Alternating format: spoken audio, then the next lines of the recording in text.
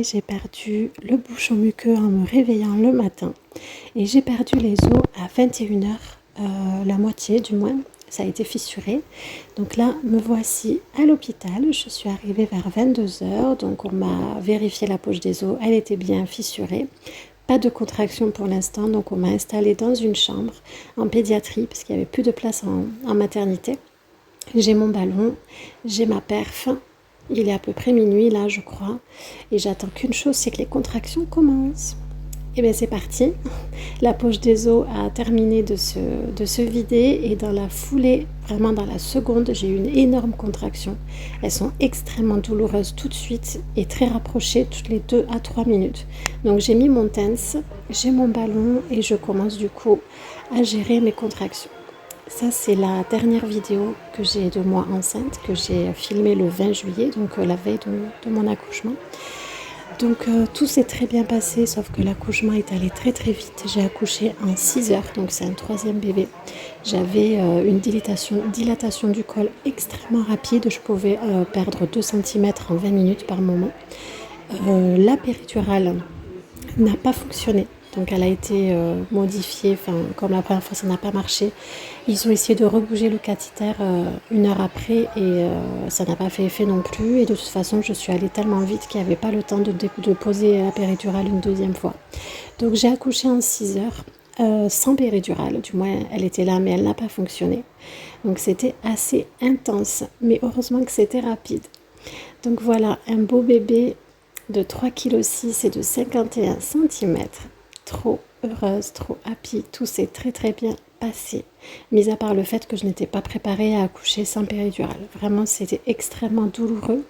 Je ressentais vraiment tout. Le bébé qui descendait, le moindre de ses mouvements, c'était... j'ai tout senti. J'ai clairement tout senti. Donc voilà, pour celles qui se pensaient... qui pensaient que la péridurale pouvait soulager, comme moi, pour mes deux premières grossesses, j'ai accouché avec la péridurale, je n'ai absolument rien senti. Mais là, cette fois-ci, la péri n'a pas fonctionné, donc voilà. Donc préparez-vous quand même les filles, même si ça arrive rarement, d'après l'anesthésiste, c'est 5% des cas. Mais on ne sait jamais. Moi, je pense que c'est bien quand même de se préparer au cas où on ne sait jamais.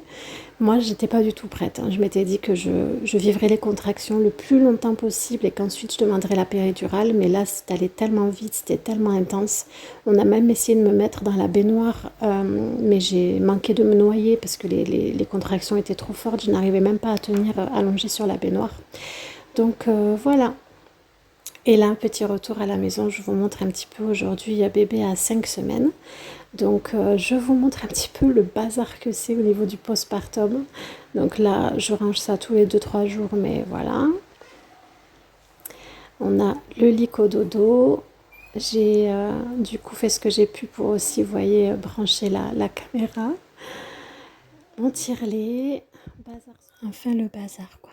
Bazar du postpartum, mais on a tellement mieux à faire. Regardez-moi cette merveille. Donc je suis en semi-allaitement, mixte, tire-allaitement depuis quelques semaines maintenant. Je vous ferai sûrement une vidéo pour vous raconter mon aventure lactée parce que ça a été vraiment très compliqué, ça l'est encore aujourd'hui et je ne suis pas sûre encore de pouvoir continuer encore longtemps, même si j'en ai énormément envie. Ça c'est mon tire-lait qui se termine, je ne sais pas si vous avez entendu le tuluth. Mais voilà, je vous expliquerai tout ça sur une vidéo parce que c'est vraiment long à expliquer. Et en tout cas, je fais de mon mieux pour au moins tenir jusqu'aux 2 mois. Voilà, à bientôt!